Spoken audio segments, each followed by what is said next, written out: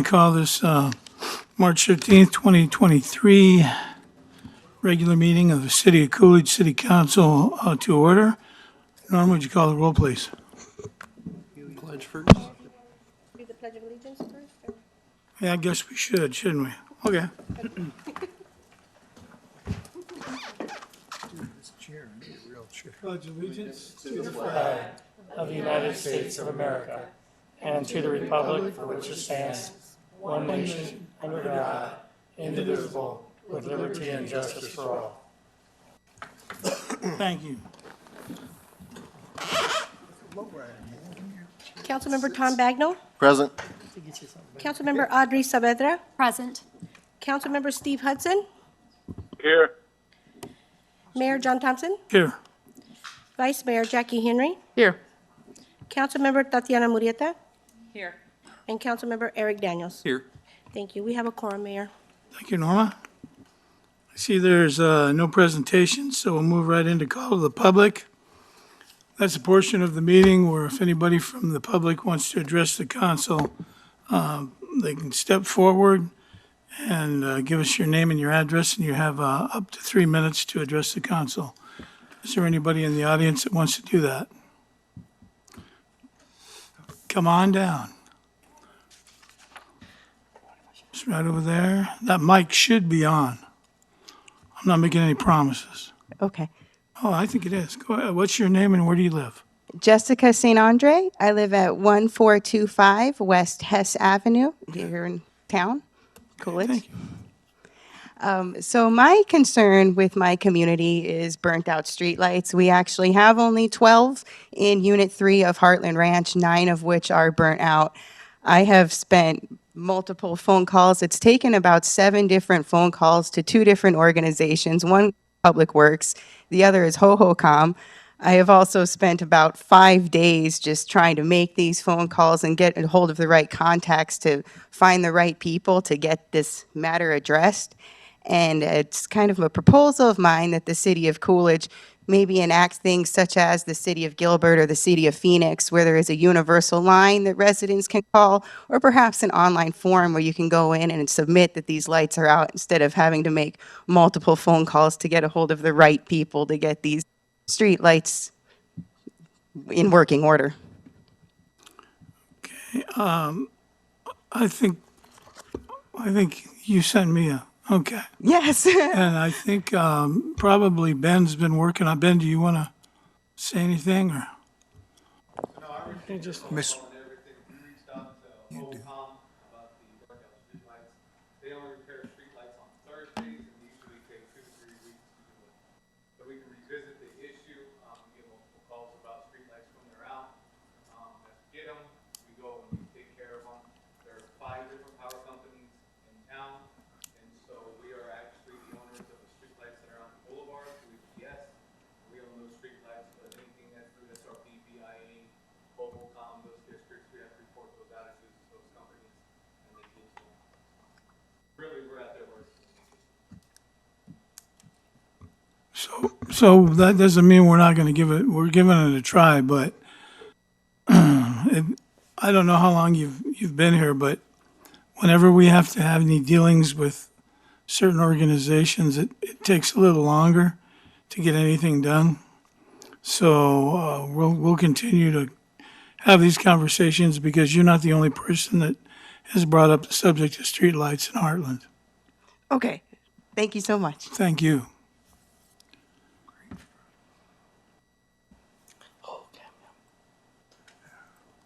Is there anybody else? Okay, then we'll move on to call of the public. And we'll move into items 3 and 4.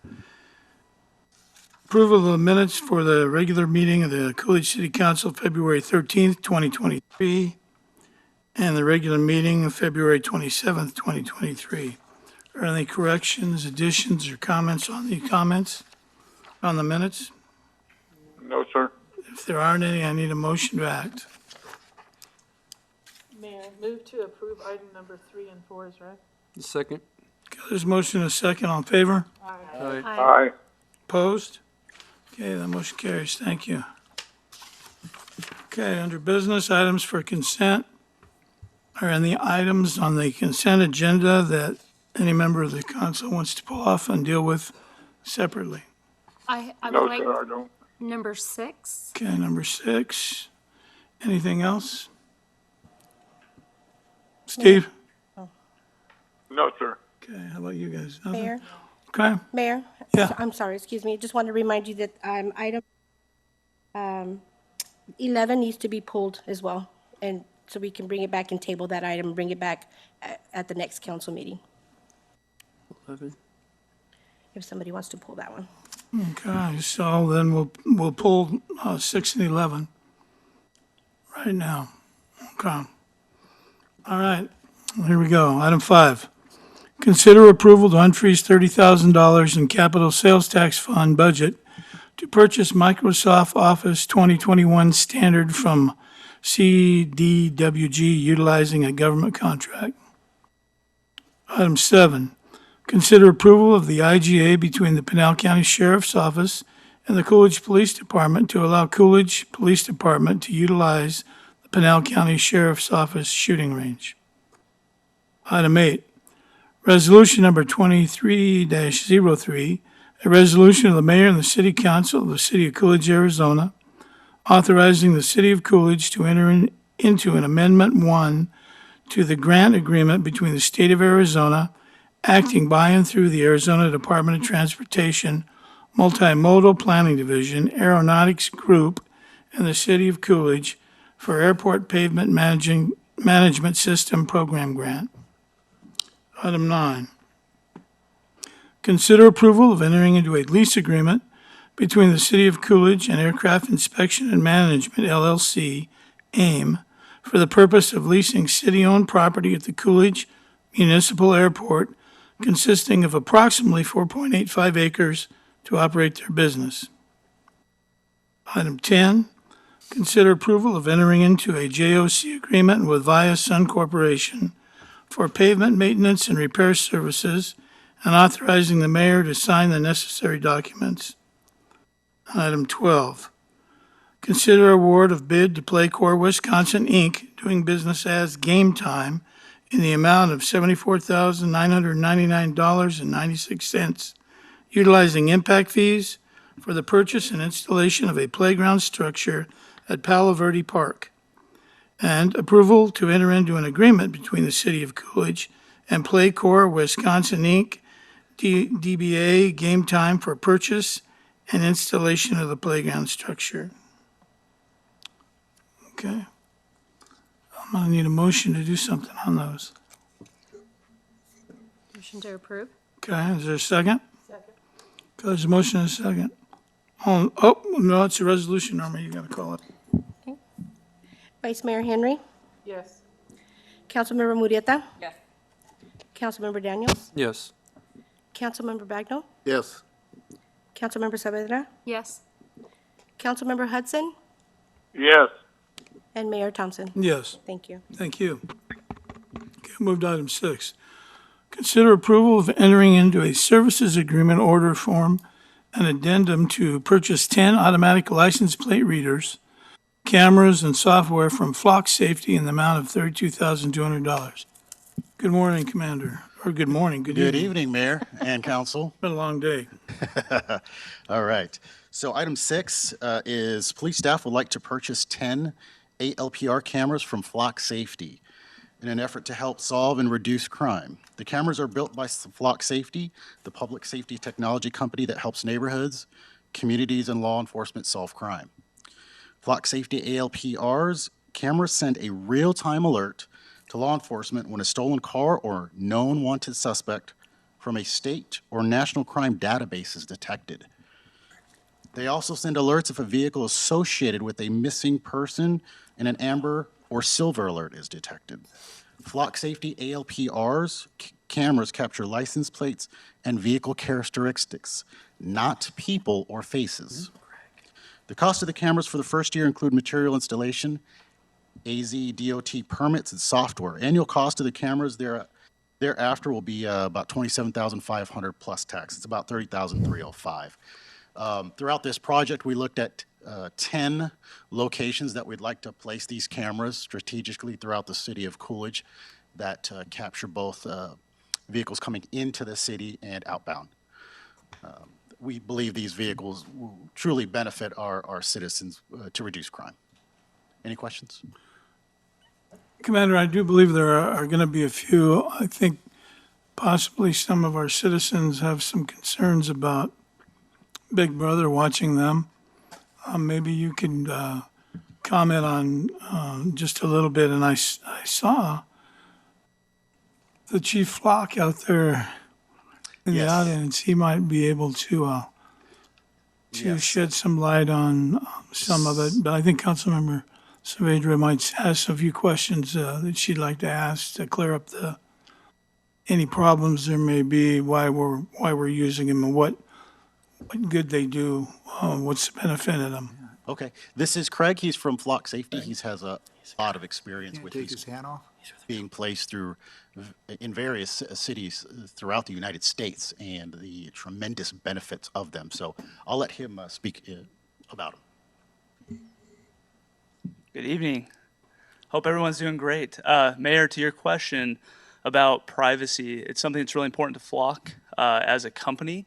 We are a company that is public safety first. We actually came to market to work with homeowners associations, then started working with police departments. So a couple of things that we do that are quite a bit different than any other company in our space is we only retain any data for 30 days.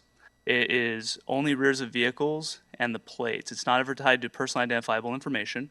It's not anything in terms of faces. It's not anything in terms of profilable information outside of the vehicle description. So when the vehicle comes by, truly all that we see is the plate and the vehicle description. It'd be like an eyewitness on a public road seeing that vehicle.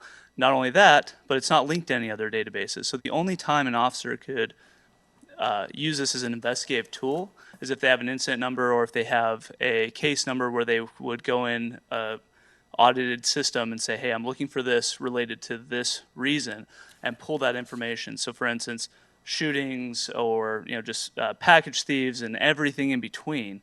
We've seen these used to identify vehicles that otherwise were not able to be identified, as well as being proactive in the community. So being able to see when a potential dangerous person in a stolen vehicle might come into the community to mean harm. And so we've done a lot to protect privacy, and that's our requirements as a company. Like we don't go outside those bounds because we believe in it pretty passionately. So I have Yes, ma'am. I have a couple questions. I've never been contacted about anything on any of our agendas so far, so I was flabbergasted that I had multiple people ask about this. And I first of all want to say, I think everybody supports our police and the hard jobs that they have to do. But when it comes to monitoring or extra levels of security, I think it kind of freaks people out. But as I boiled down to what was the most important aspects of what people were asking, I think there was a couple of normal questions that wasn't just like, what if I got my car secondhand? I mean, there were lots of funny things about it. But one is, what is the error rate? Every technology does have an error rate. What happens? What is the protocol? So if your scan mixes up a number or misidentifies something, do our police officers then do it again to make sure before we pull somebody over? Is that the standard protocol? That's actually a really common question, really common concern. The way that works in our system is our cameras only take a couple photos as a vehicle goes by. Our machine learning analyzes what that is, and it's very, very accurate. But to your point, may not be every time. If it were to misread something, that goes as a text message and then an alert in the police officer's computer saying, hey, there's potential for a stolen vehicle here.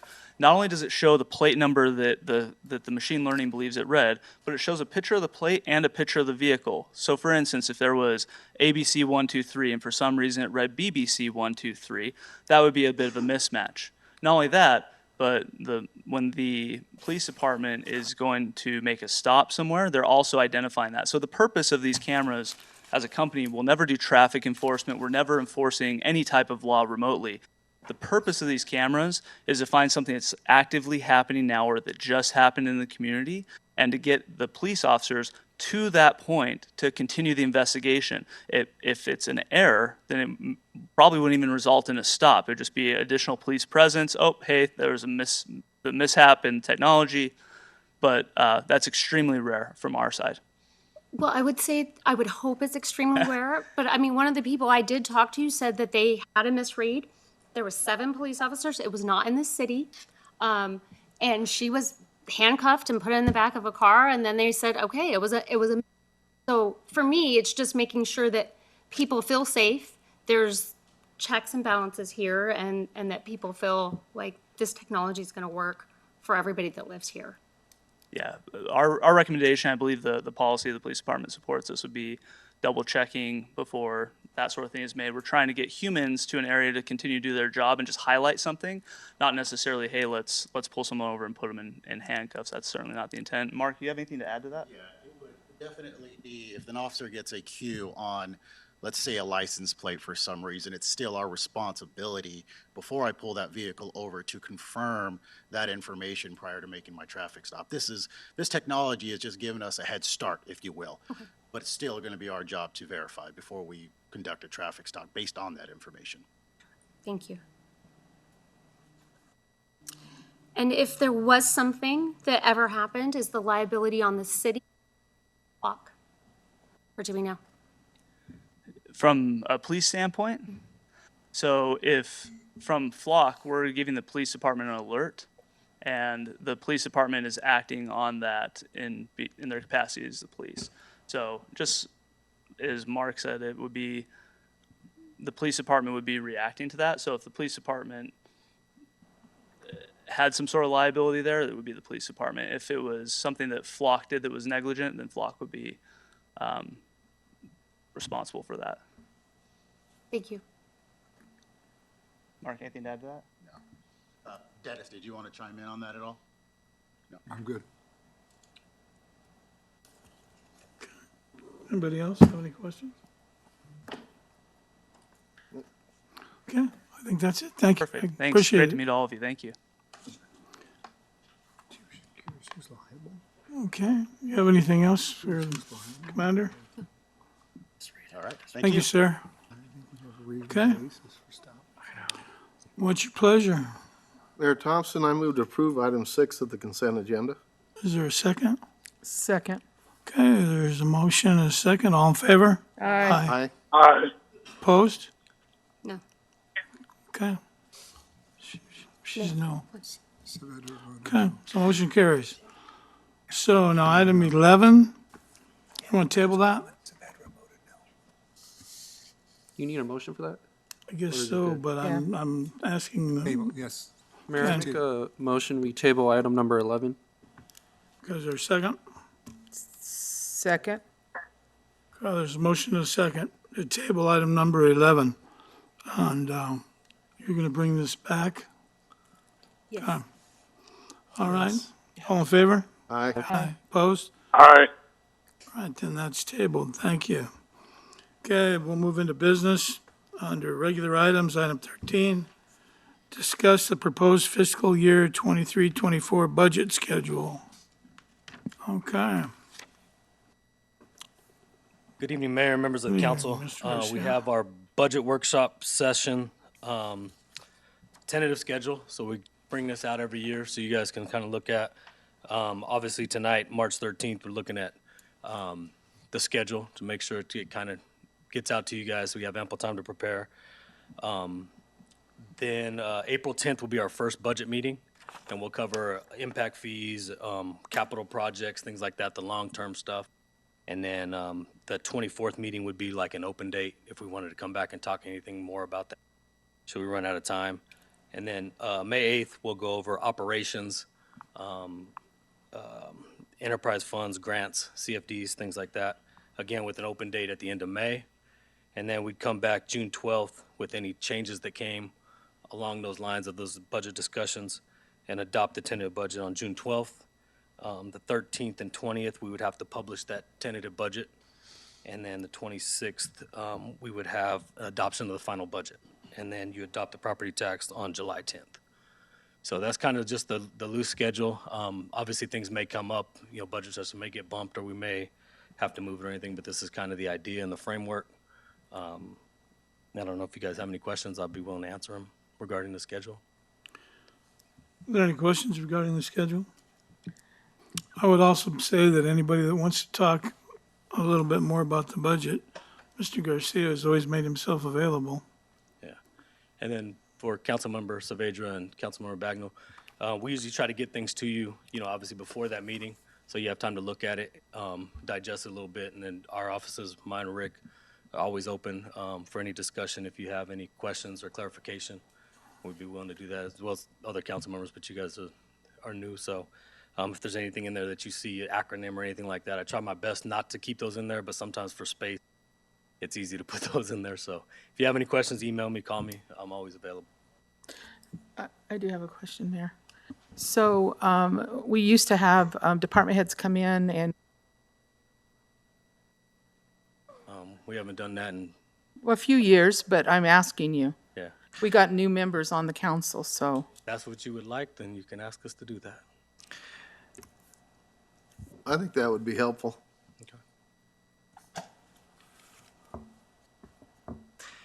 Mr. Mayor, what we have done in the last few years, I think Gabe has gone up and we've kind of highlighted each department, what their request is, basically anything out of the normal operations.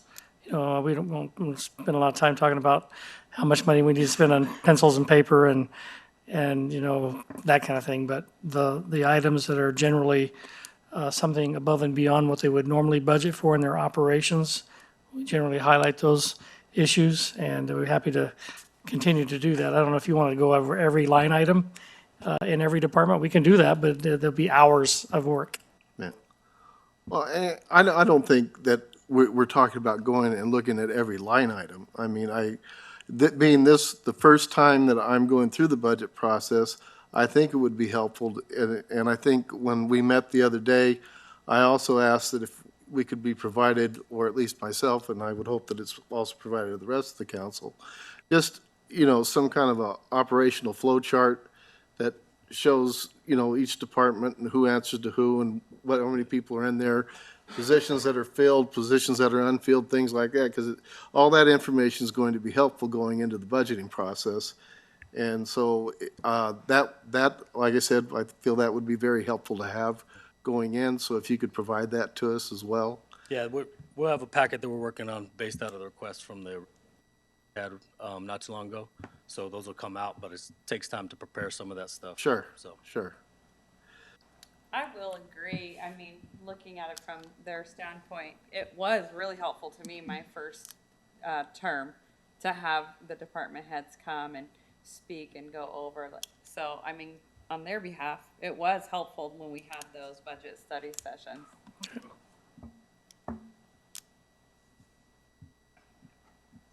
okay. Yeah, that's fine with me.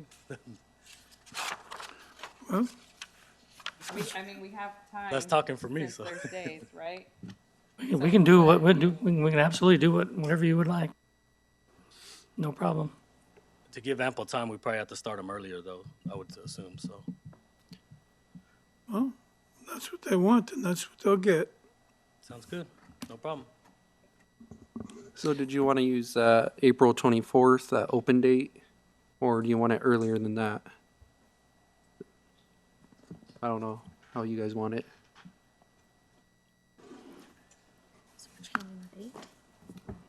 What would you, I mean, I remember before we started out I don't know, 5:30 or 6, on the same day as regular meetings, we would just do the study session beforehand.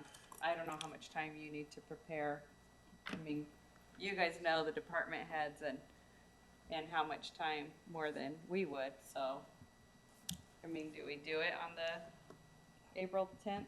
Well, I think you still do the 8th, and then if you have anything that carries over, I mean, that's why you have the 22nd as an open day, you can have another study session. So instead of starting at 5:30, ideally we start at 5, and then if we don't have enough time by 7 to get through all the directors coming up and talking about each budget, then we'd have to come back on that 22nd and do that. That's why there's open dates, and then we obviously could, if you still had questions even after that, you could, or we didn't finish, I wouldn't, but you could push the schedule back. The adoption usually has to take place sometime right around when we're doing, but there's issues that we have with the county tax rate and things like that, but, you know, I don't think it should be an issue, but we'll just start them at 5, and we'll go from 5 to 7, and then, if we need extra time, we'll go to those open dates. That's why I put those in there, in case council had any special requests or anything like that, so this being a special request, we have those dates in there that we can fill. You said that 8th, but April 24th is listed as an open date. Should that be our first one?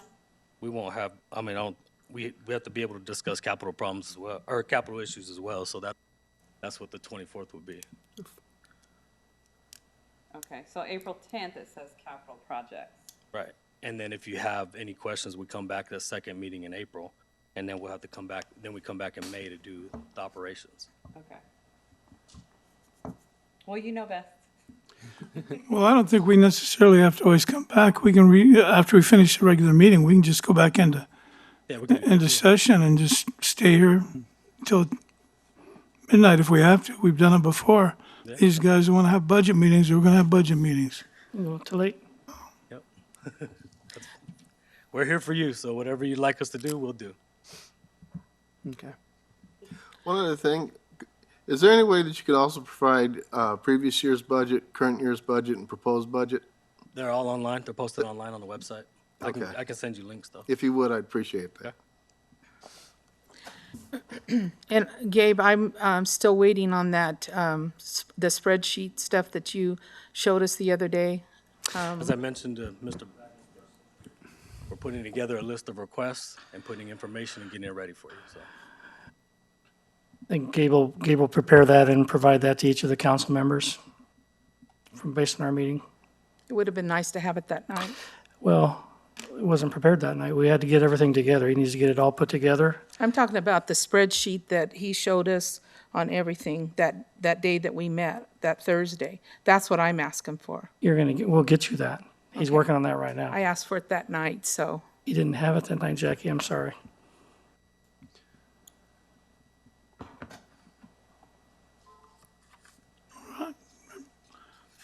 I don't know, Gabe, maybe they want you to do 25 push-ups while you're here too, but we'll you know. I don't know we- if I can we do used to 25 do, push-ups anymore, but I can try. You know, that's fine. So anyway, we know what we're gonna do. I don't think there's anything else we can do tonight about the budget. So get the information out that you can get out and we'll go from there. Your notos. All right, thank you, sir. All right, what we got? Okay. Item 14, notice of intention to increase property tax for fiscal year 2023, 2024. Now, I don't know that it's necessarily been determined that we're going to increase it, but maybe it should have been worded differently, is my only, because this looks like it's definitely going to happen, and we don't know, because there's those other options Right. that are in there that doesn't necessarily mean you increase the tax, you just used a different option and got more money out of where you were at, but Well, Mayor, so it's state law that that you, if there's any talk or any intent or discussion about potentially raising the you tax, gotta word it that you way? have to post it and you have to word Okay. it this way. And there has to be, that's why we're having this meeting. It's a notice of intent. We have to post it on our website. It's just Okay. like any other fee. It doesn't mean that you're raising tax. It doesn't mean you're doing anything. You just, when you adopt the property tax in July, if you didn't do this, you wouldn't be able to raise it. You'd have to just stay either where it's at or under the truth in taxation notices. This is just following the truth in taxation statutes set out by the state of Arizona, so.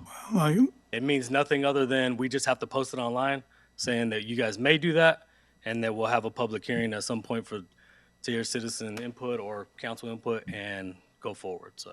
that was my only point, that there hasn't been any decisions made. Yeah, no, these are Because rules we gotta somebody, follow. somebody reads this, they're gonna think that it's a done deal already, and we haven't even discussed it yet. Right. So it's It not has to be up for necessarily a 60 done days, deal. so we're just starting that process, so. Okay.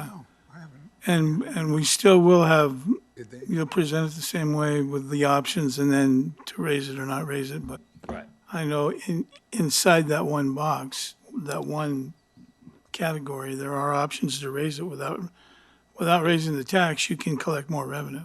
There are usually three options that are Yeah. presented. To go up by your 2%, that's the max allowed by state. You have to have truth in taxation, you have to have the notices posted, you have to have all the protocol. You can bring in the same amount of money and the value of new construction without a truth in taxation notice. So you could do that in July, or you could leave your rate the same or bring in the actual same amount. So as long as it doesn't increase by 2%, you're good. So. And I know we had a little issue there for a while that a lot of our newer properties weren't, the assessor wasn't, we weren't in jiving with the assessor, if you will, and they weren't getting taxes taken. So are we caught up now? Is everything fine with that, Rick? It's always a lagging process, Mayor. First year the home's valued, I think it was dirt before, and then when they put it on, it's valued at a lesser value. So it usually takes about 2 years for it to get on the tax roll, and that's kind of just normal across the board. So as we grow, more houses will come on, but there is some lag time between actual build, new build construction and tax revenue. So then we should have about 400 to 500 houses of revenue that we didn't have 3 years ago. If we go by that Yeah. if you go way by of that logic, thinking. yeah. Because I think we did about 447 permits that first year, and then we did about, 700 and some, 774 or something the next year. So the 447 are in that range would be the ones coming through, because that was the first group. Okay. Yeah. All right. Well, that was my only deal is, it just looks like the decision's already Language been that you made. pull. But if that's the way it's got to be worded because of state law, then that's the way. And it says intention. It doesn't say, that we actually did it, and we're not calling for a vote right now. It's just saying there's an intent. Somebody, we could do that. Here's what happens if you do. And it talks about you have to use certain language on the value of a home valued at 100,000. There's all kinds of a lingo that we have to use to follow that. So. Okay. All right. Anybody have any questions? No? All right. Thank you, sir. Thank you. All right. Report from mayor and/or council. We'll start down here with Councilmember Bagnell. Or do we have to vote on that one? On So we got to 14? vote on it? Yeah, I guess we do. Go ahead. Mayor, I make a motion, we approve item number 14 as listed. Second. Second. All right. Motion is second. All in favor? Aye. Opposed? All right, that one carries. Now we'll have the report. Go ahead, Tom. Way to keep them honest. Nothing to report. I just want to say Cotton Days was wonderful. I think everybody did a great job. Lynn Parsons and her whole family seemed to be everywhere. Our police department was there, Parks and Rec, everybody just made a great celebration for all the families. So we were out there all 3 days at some point. So great job, everybody. Thank you. I have nothing this time, Mayor. I have nothing to report. I have nothing. Well, Mr. Mayor, I'd like to report tonight, or actually today, we received a check from Kinder Morgan to cover the city's expenses that were related to the gas line explosion. So I'd like to thank the departments for keeping track of those records, and we actually put a request in through our attorney's office to have them provide a reimbursement for those costs. So we did receive a check today. That was a good thing to see. Mayor, I appreciate you staying on top of that, wanting to make sure that we did get reimbursed for those costs. Also like to acknowledge our Public Works Department for the fine work that they're doing out on these streets. They're taking a lot of heat about Attaway Road. Attaway Road had to be closed. It was not safe for motorists or for the construction crew to have that road open during this construction project, and they are working diligently our contractor is to get that road open as soon as possible.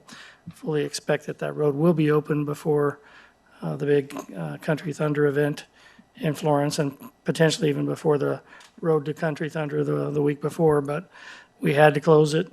We needed to do it. And I think things are toning down a little bit, but we apologize for the inconvenience to the traveling public. We know it's a little bit of a pain, but it's one that will be rewarded with a nice road here pretty soon. We were getting insurance claims for damages to vehicles because of the condition of that road, and it was desperately needed. It was one of the highest priorities, I think, from the mayor and council in one of our strategic retreats recently. We wanted to make sure that road got done, and so it's getting taken care of.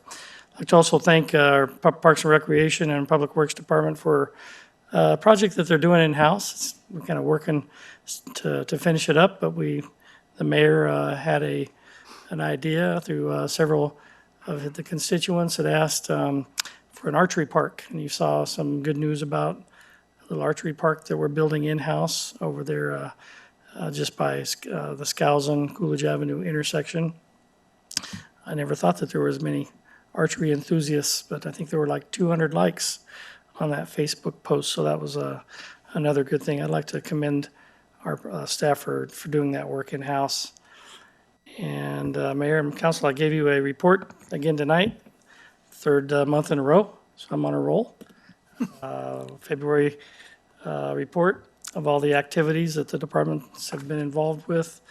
Many of the things that I report to you are found in here. It's just reiterated by our department directors. And, you know, if you look at this report, each of the department heads are listed, and then the departments that they're responsible for fall under them. So it's almost in the way you can see how the organization works in terms of department head and the various divisions that they're responsible for. We'll have a more detailed summary or a chart that shows that for you in the budget, but you can kind of get an idea from the department report, the reports that are being done. With that, Mayor, I don't really have anything else. Oh, one other thing, sorry. If I could ask Chief Dillon maybe to get up and give a brief report to the mayor and council on the full-time fire starting up Saturday morning. Good evening, Mayor and council members. Just want to give you a quick update. As of 7 a.m. on this past Saturday, the Coolidge Fire Department entered into a new phase of its growth. First time in its history, we are now 24/7. So we have been, for the last 2 days, we were providing 24/7 coverage to Coolidge. It was a long road. We got everything in place that needs to be done. There's still a few loose ends that we're cleaning up. More than likely, most of it's just administrative tasks that we need to do in order to keep this train pointed in the right direction. But other than that, we just want to give you an update. It was successful. We did meet our timeline for March 11th, and we will continue to meet it. Thank you. What? Can I ask him something? Go ahead. I was just wondering, I had mentioned it to Rick about maybe the council members going and visiting and you showing us what has taken place. Sure. As far as, you know, the upgrades and so forth. Be more than happy I to. mean, I would like to do it. I'm. Yep. Anytime the council individually would like to come by the station, be more than happy to take you through, show you what it has taken to do this. We took the existing structures and facilities that we currently have, transitioned them into a 24/7 department, which was not an easy task, but it is complete. And anytime you want to drop by, we'll be more than happy to take you through and show you what's been done. Thank you. Chief, don't run off. Don't sneak off, Chief. Okay, I won't sneak off. Hey, I just wanted to thank you. From the early meetings that a few of us had Yes. to now, been a lot of work, and the policy and procedures and all was probably the worst of it. I would imagine after reading through them. It was pretty so rough. You Yeah. guys have done a good job. Thank you. Have you had any call-outs after midnight.